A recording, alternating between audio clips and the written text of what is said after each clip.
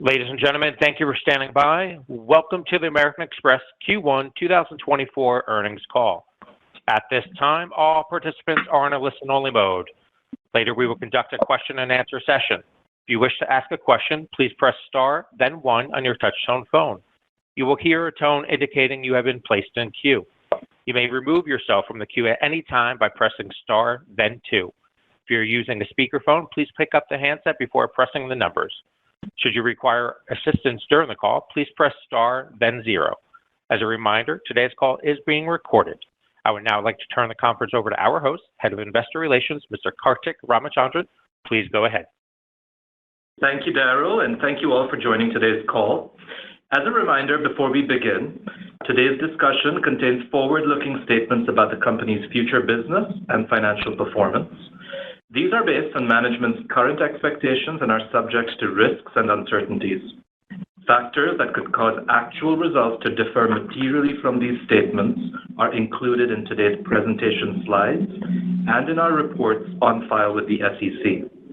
The discussion today also contains non-GAAP financial measures.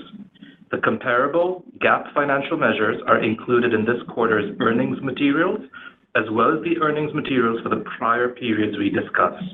All of these are posted on our website at ir.americanexpress.com. We'll begin today with Steve Squeri, Chairman and CEO, who will start with some remarks about the company's progress and results, and then Krzysztof Lekayak, Chief Financial Officer, will provide a more detailed review of our financial performance. After that, we'll move to a Q&A session on the results with both Steve and Krzysztof. With that, let me turn it over to Steve. Thank you. Q1 was another strong quarter with revenues up 11% year over year to $15.8 billion and EPS up 39% to $3.33. The trends we've seen for the past several years continued through the first quarter of 2024. Our double-digit revenue increase was driven by strong spending growth, up 7% overall on an FX-adjusted basis, with U.S. consumer card spending up 8% in the quarter, and spending from international card members up 13% on an FX-adjusted basis. Spending by U.S. SME card members continued to be soft, but new customer acquisitions, retention, and credit on our small business products all continue to be strong. Fee revenues again grew by double digits, up 16% on an FX-adjusted basis. We continue to attract high-spending, high-credit-quality customers to the franchise, with new card acquisitions accelerating quarter over quarter, adding 3.4 million new cards in the quarter. Our fee-based products accounted for approximately 70% of the new account acquisitions globally, and we continue to see strong demand from Millennial and Gen Z consumers, who accounted for over 60% of the new consumer account acquisitions globally. Finally, our credit metrics continue to be best in class. The ongoing momentum in our business is a result of the great work of our colleagues across the company and the loyalty and engagement of our premium customers around the world. Based on our performance and the trends we've seen through the first quarter, we are reaffirming our full-year guidance of 9 to 11% revenue growth and EPS of $12.65 to $13.15. Our first quarter results continue to show that our strategy is working, and we feel good about where we are and where we are heading. In 10 days, we'll be hosting our 2024 Investor Day. At that session, we'll have a series of presentations from our senior business leaders that, taken together, will demonstrate why we are confident that our long-term growth aspiration is the right one. We will discuss our strategy for growing our premium consumer base in the U.S. through our membership model, our plans for winning the recovery in the U.S. small business space, our runway for growth in international, our progress in expanding merchant coverage and enhancing our network capabilities globally, how we're driving efficiency, growth, and service through technology, and how it all comes together from a financial perspective. We'll end our Investor Day with a Q&A session. Krzysztof will now take you through a detailed look at Q1 performance. Thank you, Steve, and good morning, everyone. It's good to be here to talk about the first quarter results, which reflect another quarter of strong results and are tracking in line with the guidance we gave for the full year. Starting with our summary financials on slide 2. First quarter revenues were $15.8 billion and grew 11% year-over-year. This revenue momentum drove reported net income of $2.4 billion and earnings per share of $3.33. On slide 3, Bill business grew 7% versus last year in the first quarter on an FX-adjusted basis, in line with the overall spend environment we have seen in the past few quarters as we expected. Looking by category, we saw 6% growth in goods and services spending and 8% growth in travel and entertainment spending. There are a few other key points to take away as we then break down our spending trends across our businesses. Starting with our largest segment on slide 4, U.S. consumer grew billings at 8% this quarter, with growth across all generations and age cohorts. Millennial and Gen Z customers grew their spending 15% and continued to drive our highest bill business growth within this segment. In fact, we see that younger customers use their cards more overall, and this is even more pronounced in certain spend categories. For example, customers aged 35 and under use their cards at restaurants over 70% more on average than other customers in this segment. Looking at commercial services on slide 5, overall growth came in at 2% this quarter. Spending growth from our U.S. small and medium-sized enterprise customers remained modest, given the unique dynamics seen by small businesses. Lastly, on slide 6, you see our highest growth again this quarter in international card services, up 13%. We continue to see double-digit growth in spending from international consumers and from international SME and large corporate customers, as well as strong growth across our geographies. Overall, while we do continue to see a softer spend environment, our spending volumes are tracking in line with our expectations to support our revenue guidance for the full year. And we are pleased with the continued strong engagement of our customers as the number of transactions from our card members continue to grow double digits this quarter. Now, moving on to loans and card member receivables on slide 7, we saw year-over-year growth at 12%. As we progress through 2024, we continue to expect this growth to moderate, but to still grow modestly faster than billings. Turning next to credit and provision on slide 8 through 10. First, and most importantly, we continue to see strong and best-in-class credit metrics. We attribute this performance to the high credit quality of our customer base, our robust risk management practices, and our disciplined growth strategy. As we expected, our write-off and delinquency rates ticked up a bit, increasing very modestly quarter over quarter. Going forward, we expect to see these delinquency and write-off rates remain strong, with some continued modest increase in 2024. Turning now to the accounting of this credit performance on slide 9. The quarter-over-quarter growth in our loan balances, combined with a modest increase in our card member loans and receivables delinquency rate, resulted in a $148 million reserve build. This reserve build, combined with net write-offs, drove $1.3 billion of provision expense in the first quarter. As you see on slide 10, we ended the first quarter with $5.6 billion in reserves, representing 2.9% of our total loans and card member receivables. We continue to expect this reserve rate to increase a bit as we move through 2024, similar to the modest increases we've seen over the past few quarters. Moving next to revenue on slide 11. Total revenues were up 11% year-over-year in the first quarter. Our largest revenue line, discount revenue, grew 6% year-over-year in Q1 on an FX-adjusted basis, as you can see on slide 12. This growth is mostly driven by the spending trends we discussed earlier. Net card fees revenues were up 16% year-over-year in the first quarter on an FX-adjusted basis, as you can see on slide 13. We are pleased with this growth and continue to expect to exit the year with some further momentum, reflecting our cycle of product refreshes.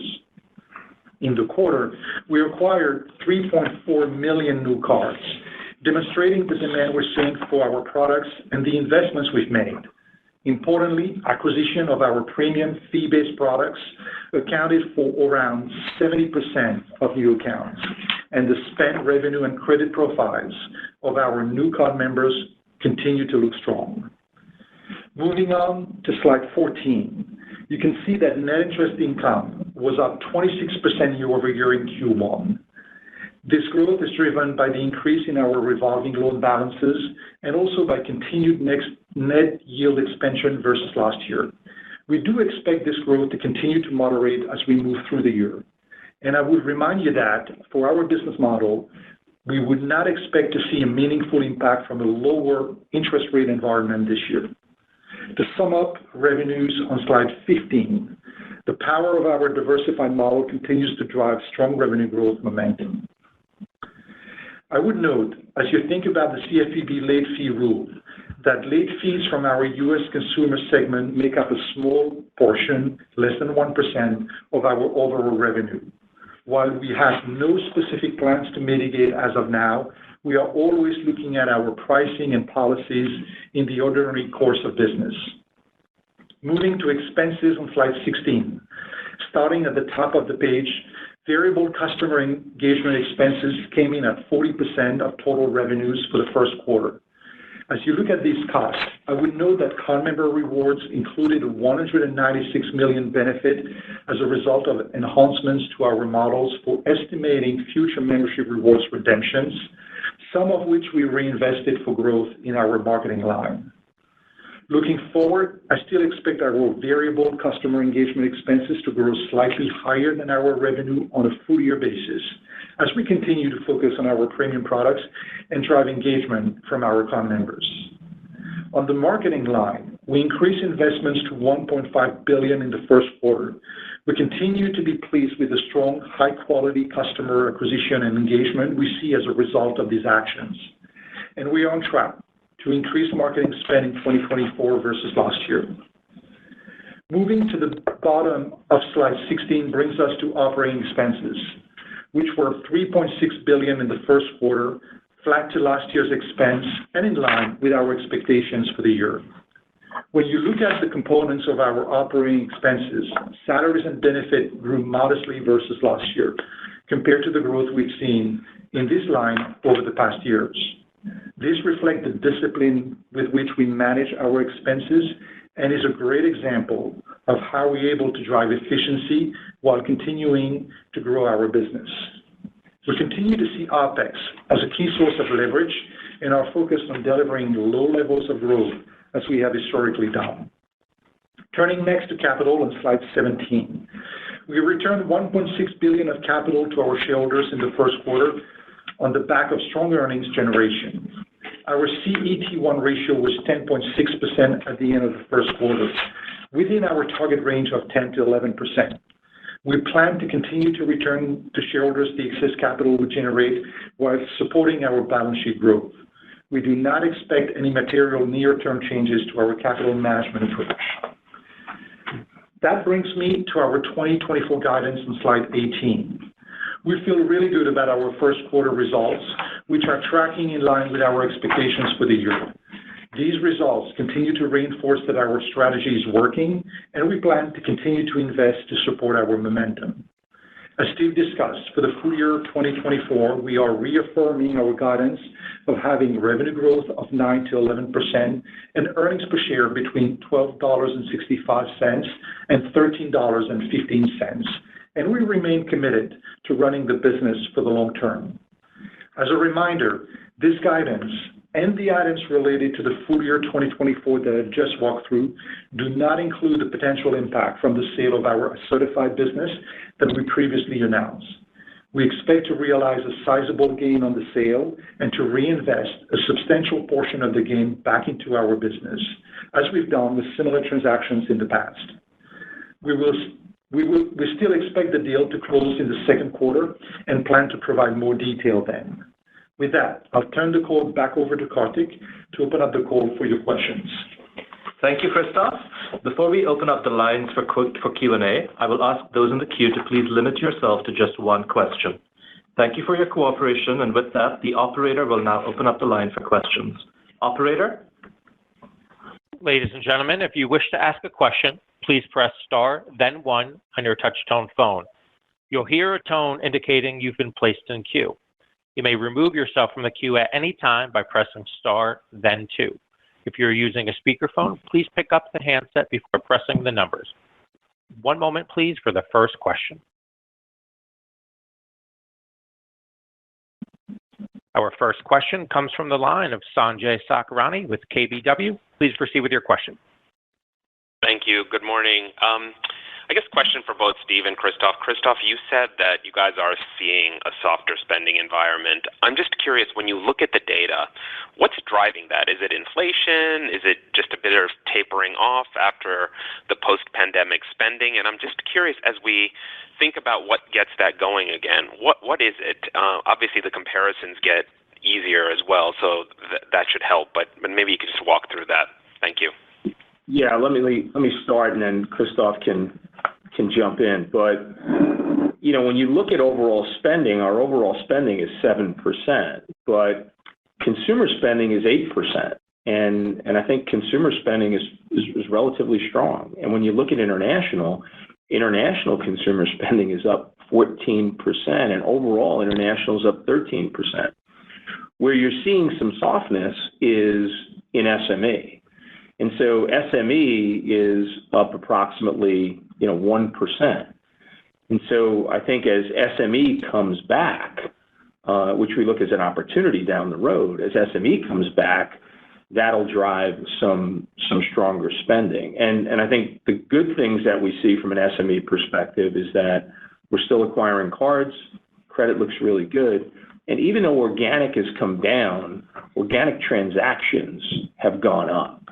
So, I think in aggregate, we see softness, and I think a lot of that softness is driven from a commercial perspective, but 8% consumer growth in the U.S. is not too bad.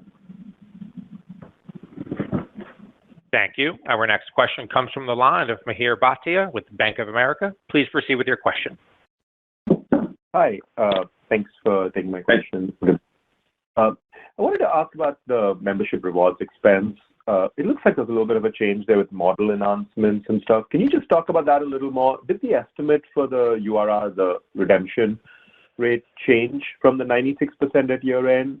Should we think of this $196 million benefit as a one-time thing, or is that going to be continuous?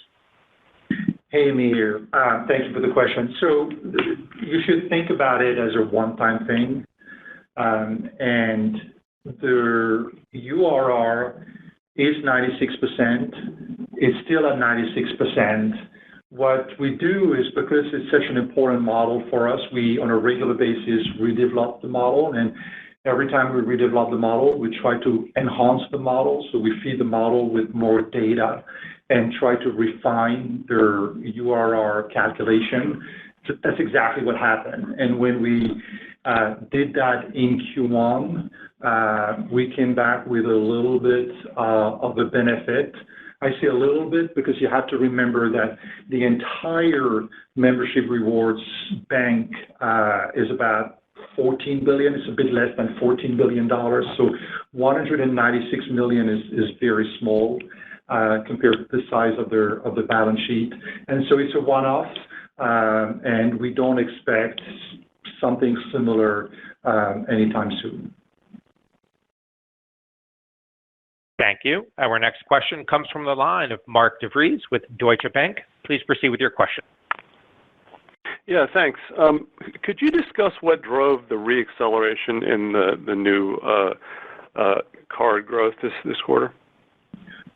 Yeah, I mean, so we invested more, and I think when you go back and you look at the first quarter of last year, we had 3.4 million, would be a pretty sizable amount of cards to acquire in a quarter.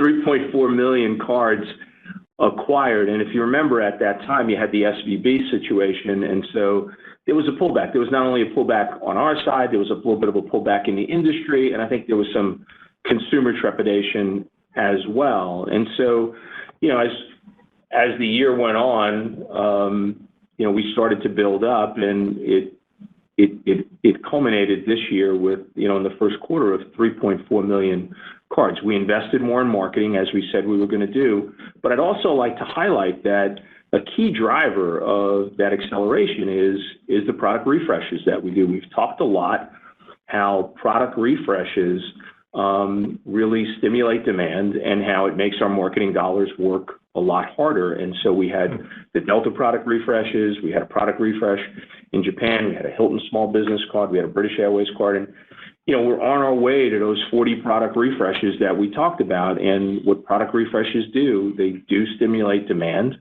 and it stimulates upgrades and so forth. So that's really what's behind the increase sequentially of cards quarter over quarter, but we're sort of back to where we were at this time last year. The only thing I would add, Mark, is as we increase the NCA, the percentage of new cards that are coming at a fee-paying product remains stable at about 70%, right? So it talks about the quality of this 3.4 million new cards. Thank you. Our next question comes from the line of Craig Moore with FT Partners. Please proceed with your questions. Yeah, good morning. Thank you. So wanted to ask about your assumptions on page 23 of the deck. It looks like, for quarters, the second and third quarter, you're assuming a better macro scenario in the U.S. So just curious, in combination of the reward. Please stand by. We are waiting for our operator. Sorry, were you guys hearing me or? I'm here. Okay, sorry.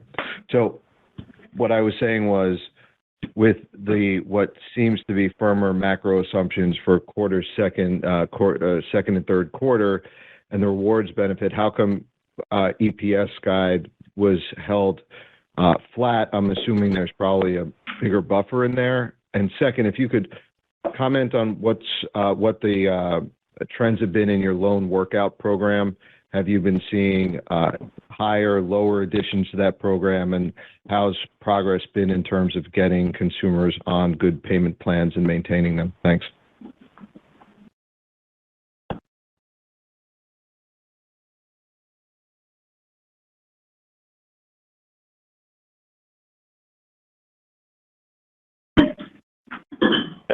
American Express speaker line, are you guys there? Operator, can you confirm if you can hear us in the room? I can hear you.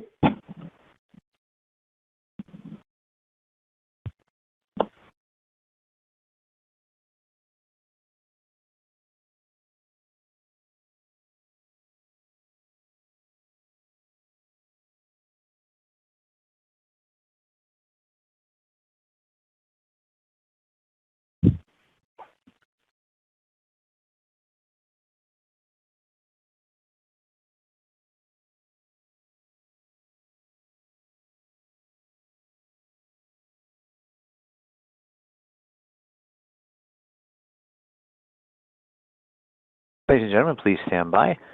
We'll continue with the next question in just a moment. Hello? Can you hear us? Hi, I can hear you. Can you hear Hello? me? Yes. Hi, this is Rob. Can you hear me? Operator, can you confirm if you can hear us now? I can hear you. Daryl, do you hear them?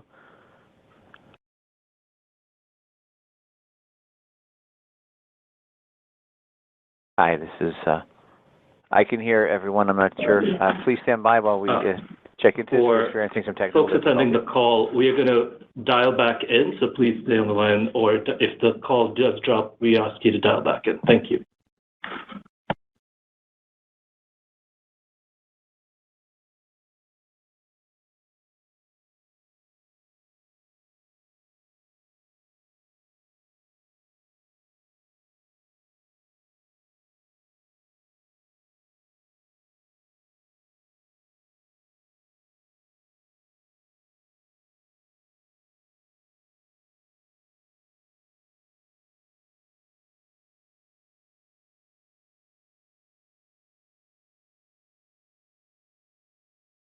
Ladies and gentlemen, please remain on the line. Call will resume momentarily.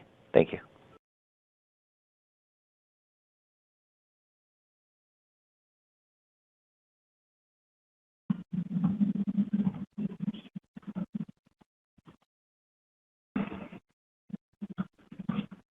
You guys are back. Are you able to hear me? Yes, operator, thank you. Please go ahead. Okay, so that last question was from the line of Craig Moore with FT Partners. Craig, you may have to ask your question again. Yeah, we didn't hear it. No problem. Thanks. And good morning again. Morning. So wanted to ask about the assumptions later in the deck. It looks like you're assuming a firmer economic environment for quarters 2 and 3.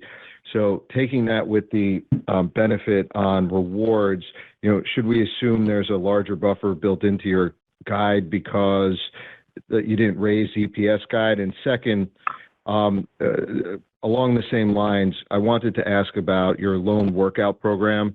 Are you seeing any change in terms of the pace of loans being added or loans being worked out, and how loans are progressing through that program? Thanks. Okay. Hey, good morning, Craig.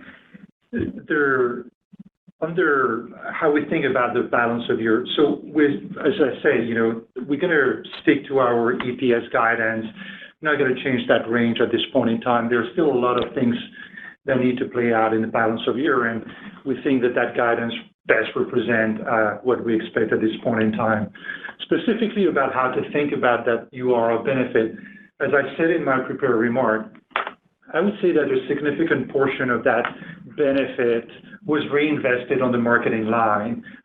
We saw that benefit coming in the quarter, and we took advantage of that as well to dial up the marketing. So, all in all, it doesn't have a meaningful impact on EPS for the full year.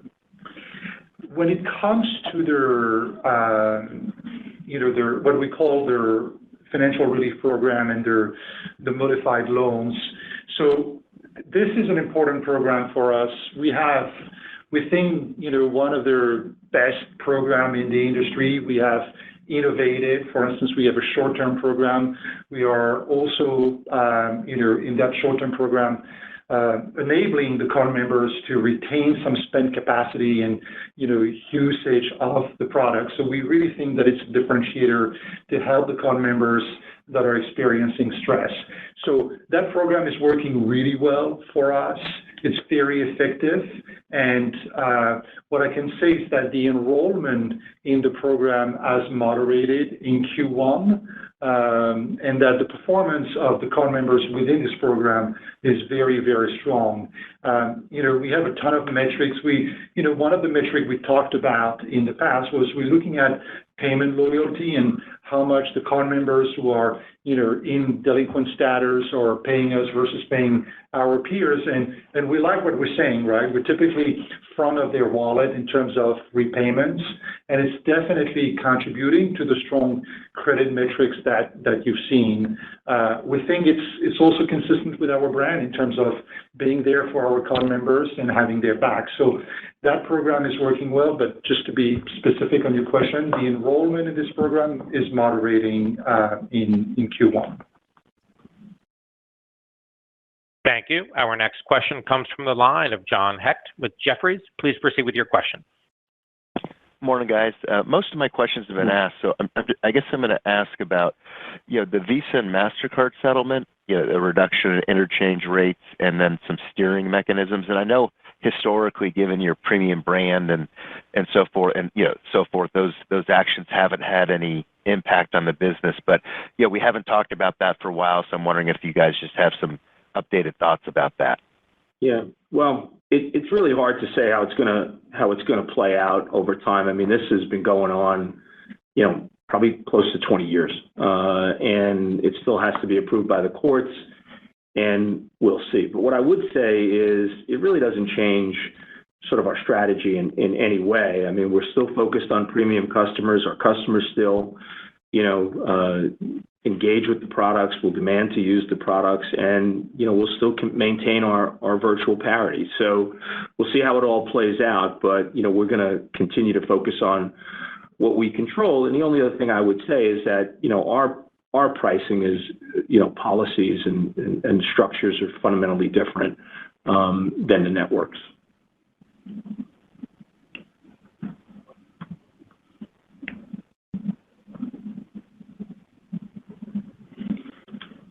Operator?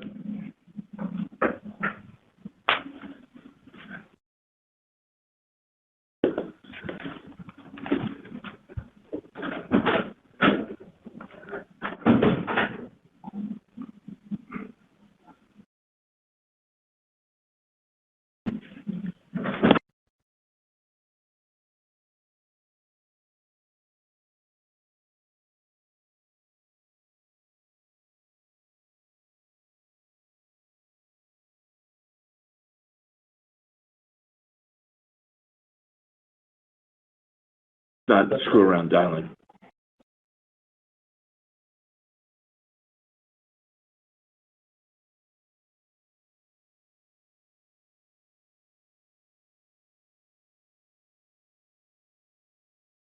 Ladies and gentlemen, thank you for your patience in standing by. Our conference will resume momentarily. We're experiencing technical difficulties.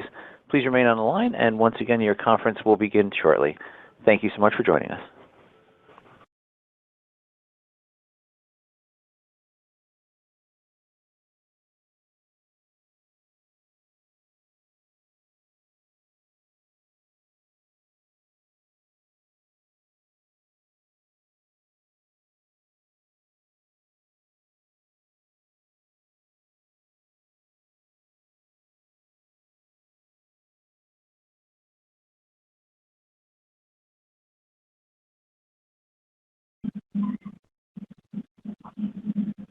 Okay, you are back in.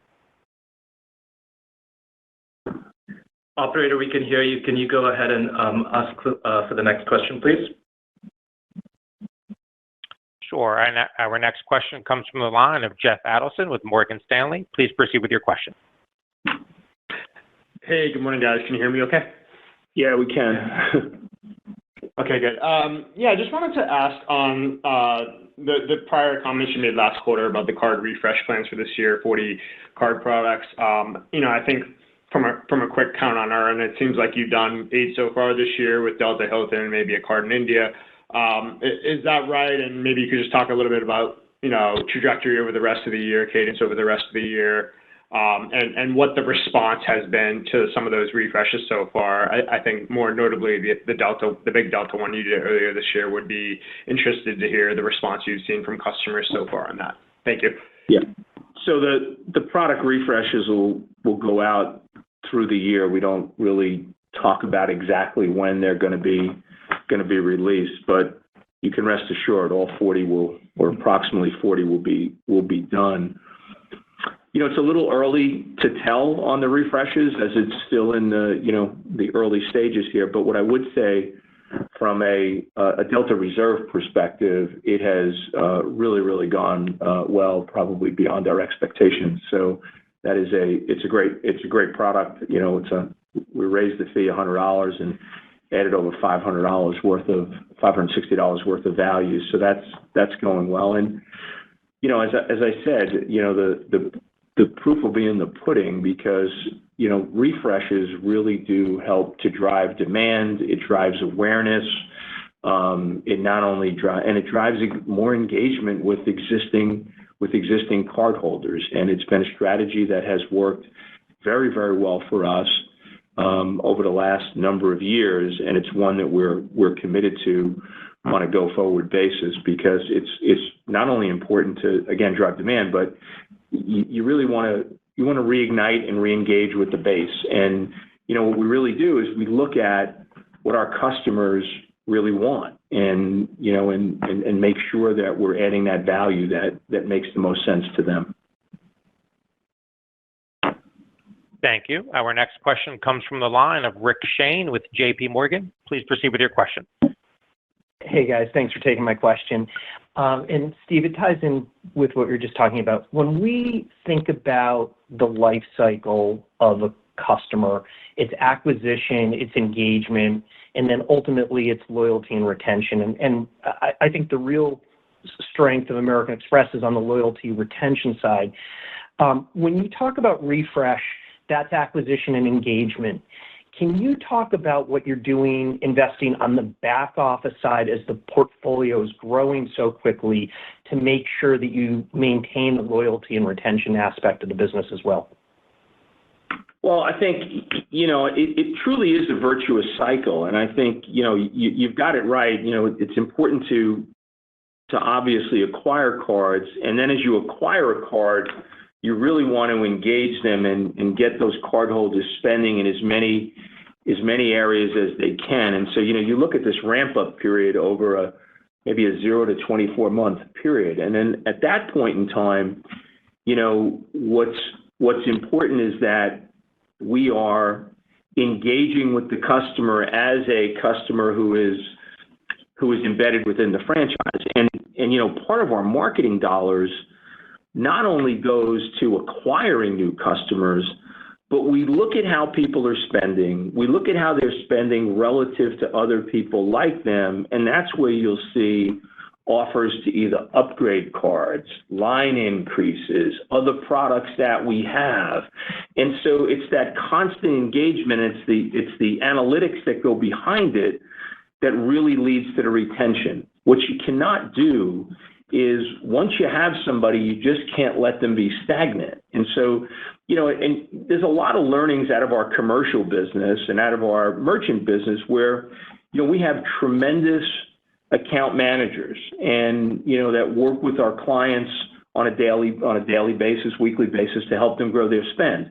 Now, obviously with, tens of millions of consumer card members, you can't do that necessarily personally all the time, but you can do that through communicating through the channels that we have.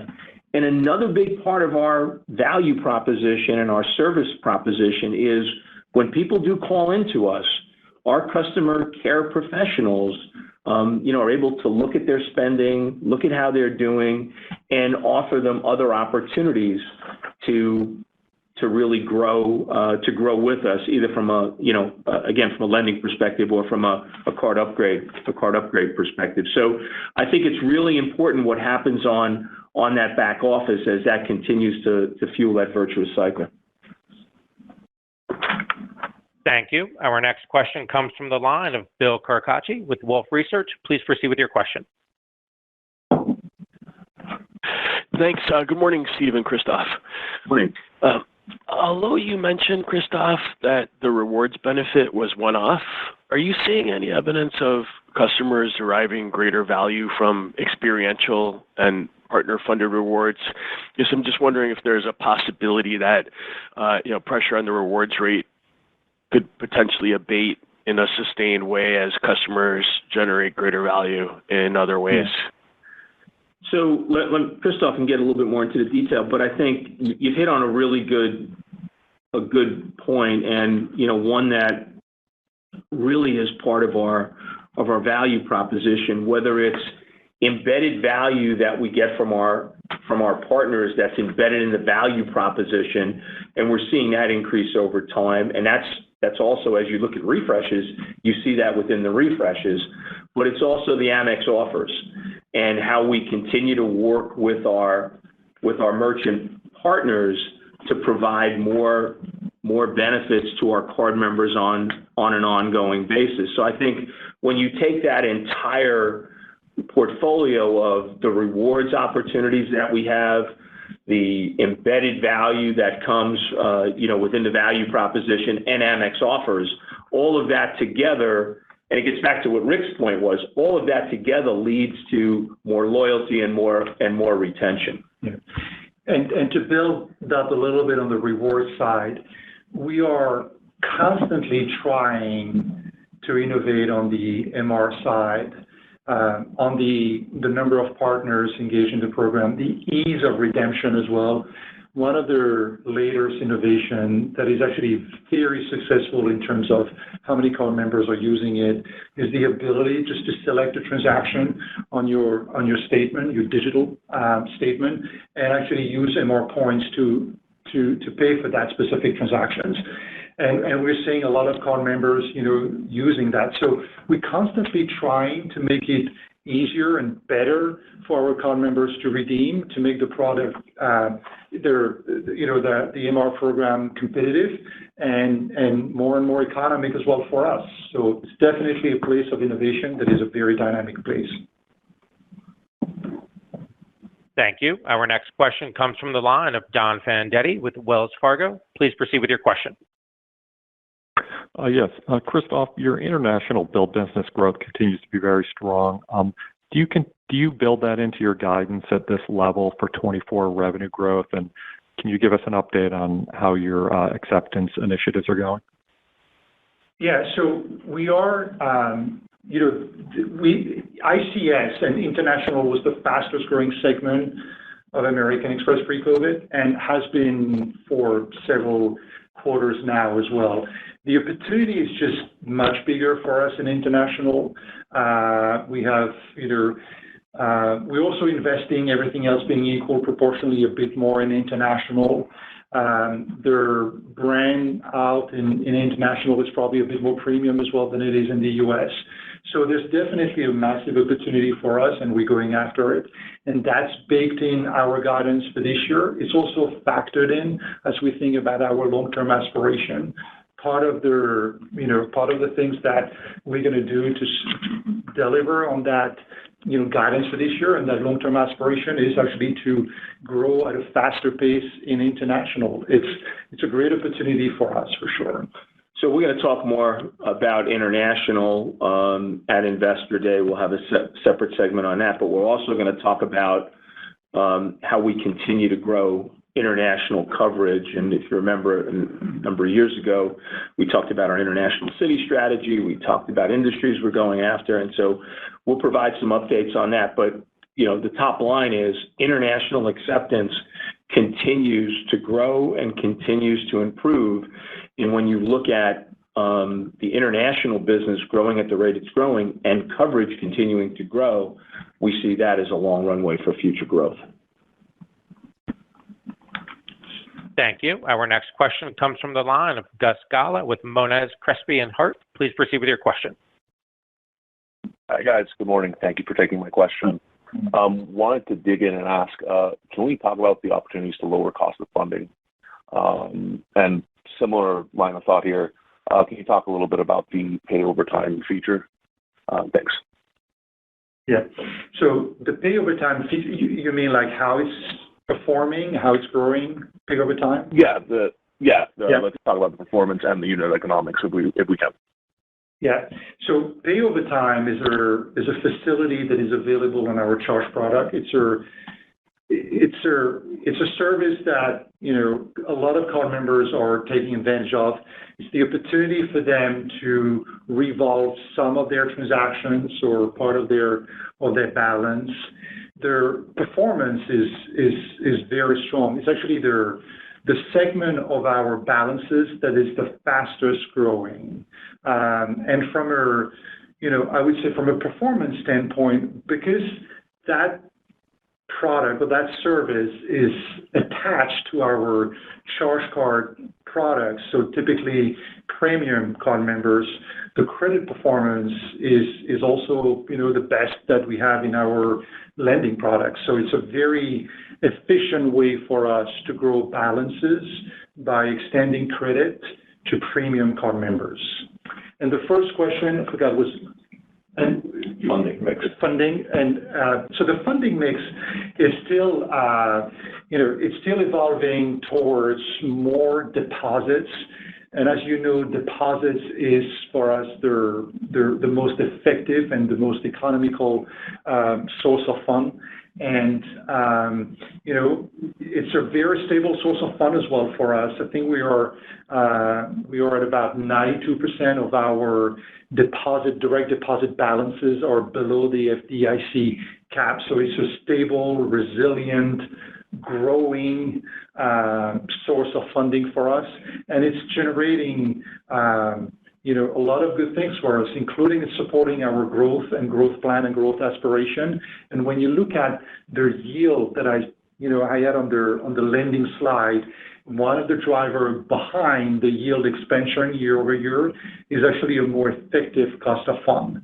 And it's not a one-off, right? That has been a trend for several years now, and there is more to come. Thank you. Our next question comes from the line of Moshe Orenbuch with TD Cowen. Please proceed with your question. Great. Thanks so much. If you look at your commercial spending, particularly SME growth, it's been particularly weak the last couple of quarters. And you're noticing on slide 5, the goods and services has basically been flattened down for a couple of quarters. And, you mentioned things that are, unique to small business, but maybe could you expand that a little more and talk about what things we might see that would, cause that to start to turn, and how long you can, kind of maintain, the kind of teens growth in loans while that, is kind of flattish. So you talk about those things. Thank you.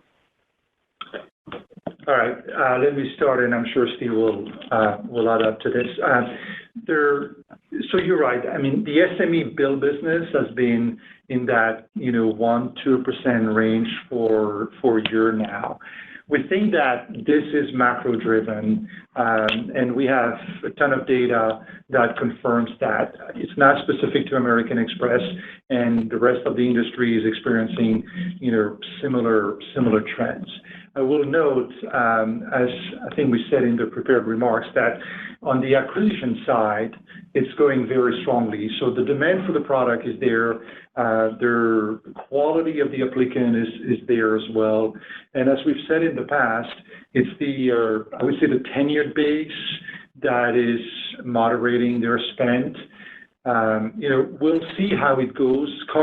Those card members, the SME, as we've said in the past, have been going through a lot. They're certainly experiencing as well their compound effect of funding costs for several years now, and they are very careful in terms of how they're managing their cash flows and how they're spending. This being said, we are very focused at working with them, as I said, engaging with them, and we're confident that we have what it takes to win them back when they are ready to spend more. Yeah, I think that, Moshe, when you look at this, the SME has been, this entire space has been sort of disrupted over the last 4 years or so, maybe 5 years with COVID, where it took a tremendous drop for, 18 months or so. And then all of a sudden you had unbelievable, unsustainable organic growth of, like 19% and 20% in given years. It was crazy growth in 21 and 22. And we saw, last year, after the first quarter, it really started to wane. And, again, I think there's, again, a few reasons for that. I think there was a tremendous buildup in inventories. I think interest rates going up did not help, from a small business perspective, especially as they thought about purchasing goods and services and buying those goods and services and stocking them in anticipation of another supply chain, sort of malady or meltdown.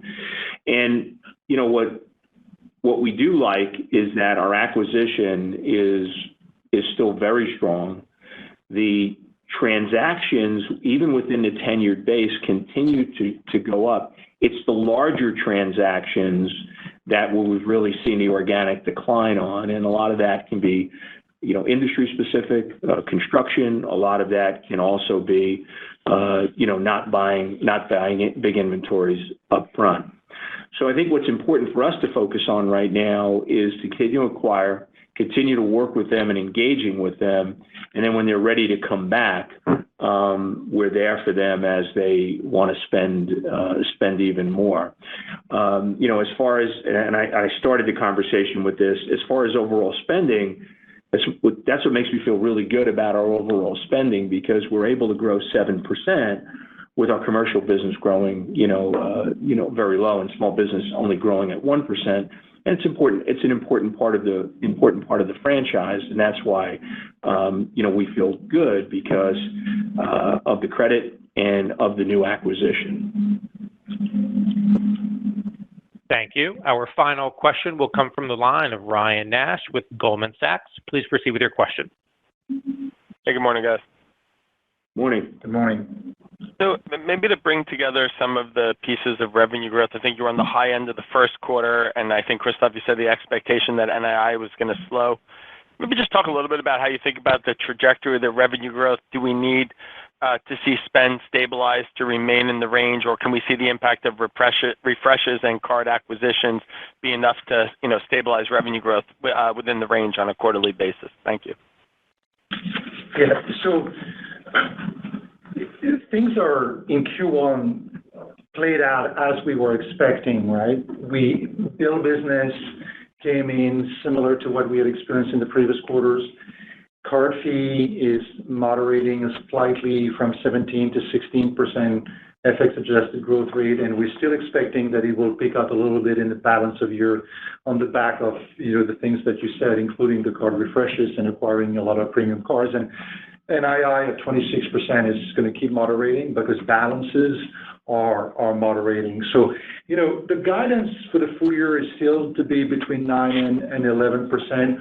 We'll see exactly how things play out. There are still a lot of, things to find out, how the late payment charges are going to come in, what's going to happen with the interest rates. So, best at this stage, I think, is to stick to the full year guidance of 9 to 11. And but I would say, Q1 validated the trends and the guidance that we gave at the beginning of the year.